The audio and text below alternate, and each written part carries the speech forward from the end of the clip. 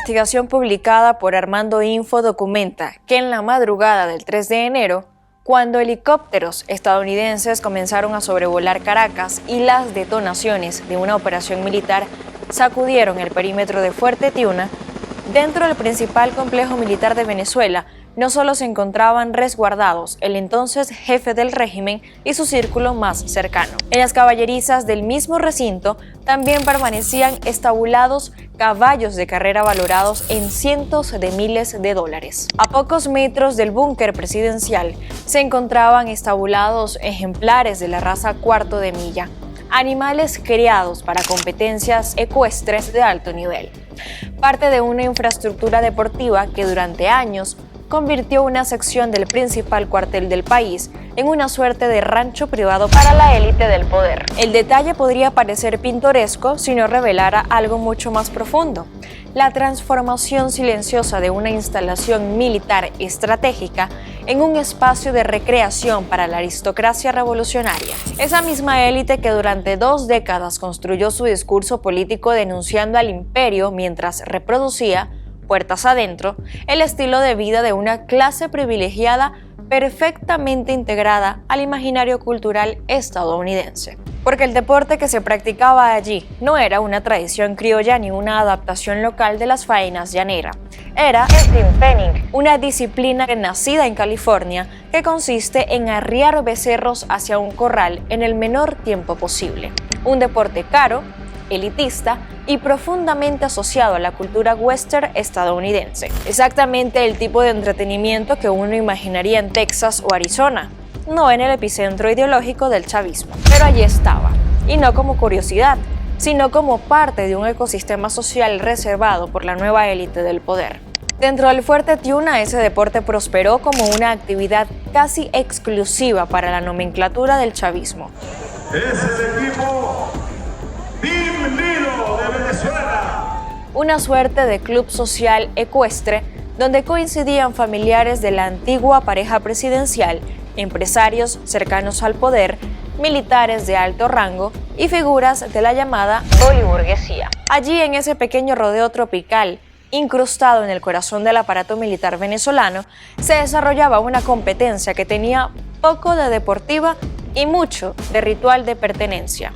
Una especie de quién es quién del poder real que emergió en Venezuela después de la muerte de Hugo Chávez.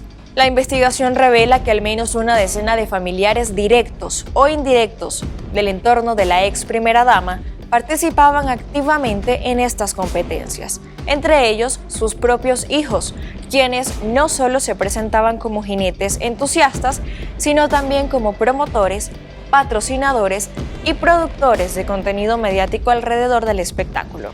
La ecuación era simple: caballos de élite, competencias exclusivas, patrocinadores ligados al Estado y una estructura deportiva que, con el tiempo, terminó siendo absorbida por la red de intereses del poder político. Lo que había comenzado como una asociación ecuestre relativamente institucionalizada terminó convertido en una extensión social del sistema de favores del chavismo. Fuentes vinculadas a este mundo describen cómo los jueces federados fueron sustituidos por designaciones discrecionales, cómo la meritocracia deportiva se dio paso a las relaciones de influencia y cómo una organización que antes dependía de sus afiliados pasó a moverse al ritmo de los patrocinadores vinculados al aparato estatal.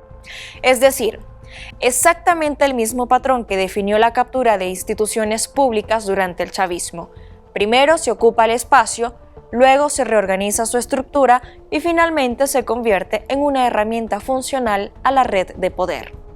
En ese caso, la institución capturada no fue un ministerio ni una empresa estatal, sino una asociación deportiva. Pero el mecanismo fue idéntico, el resultado también. El deporte se transformó en un escaparate donde se mezclaban negocios, prestigio social y vínculos políticos. Y el escenario perfecto para ese escaparate era Fuerte Tiuna, el complejo militar más importante del país.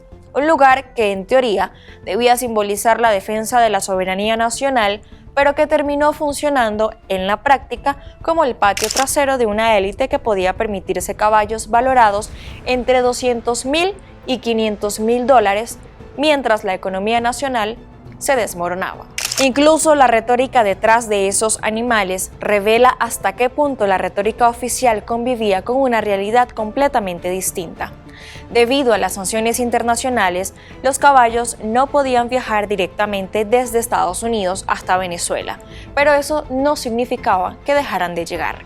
El recorrido incluía un itinerario tan elaborado como revelador: Texas, luego Florida, después Bogotá y finalmente Caracas.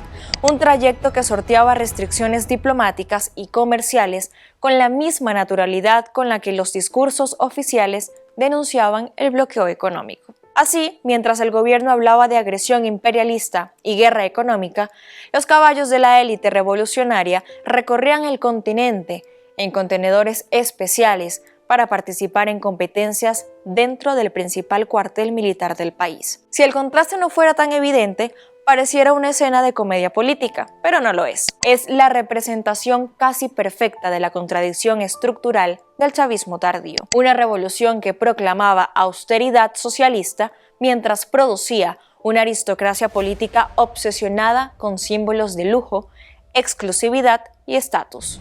Lo más revelador es que ese ecosistema no se limitaba a una sola familia. En las competencias aparecían también empresarios beneficiados por contratos estatales, figuras vinculadas al aparato financiero del régimen y familiares de altos mandos militares.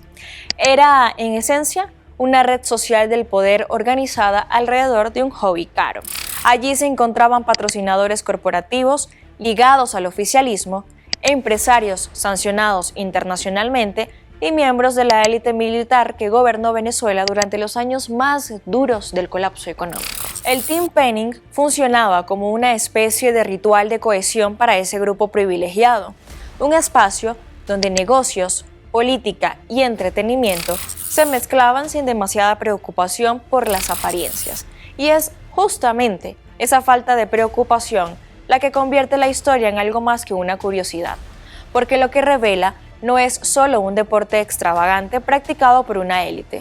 Revela la normalización del privilegio dentro de un sistema político que se definía públicamente como revolucionario y antiimperialista. El cuartel donde se proclamaba la resistencia contra Estados Unidos terminó albergando un espectáculo ecuestre inspirado en el imaginario cultural del propio Estados Unidos. El gobierno, que denunciaba el capitalismo global, permitió que una élite vinculada a su entorno disfrutara de un pasatiempo reservado para millonarios, y la institución militar, que debía simbolizar disciplina y defensa nacional, terminó convertida parcialmente en una arena para competencias privadas. La madrugada del 3 de enero, cuando la operación militar estadounidense irrumpió en Fuerte Tiuna y capturó a la pareja presidencial, esa contradicción alcanzó su punto más simbólico. Mientras los comandos avanzaban hacia el búnker donde se encontraba el núcleo del poder político, en las caballerizas cercanas descansaban los caballos de la aristocracia revolucionaria. Los animales, ajenos a la política, seguían durmiendo.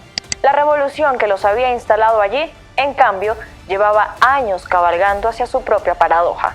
Porque al final, el verdadero retrato del poder en Venezuela no estaba solo en los discursos oficiales, ni en las cadenas televisivas, ni en los actos multitudinarios del chavismo.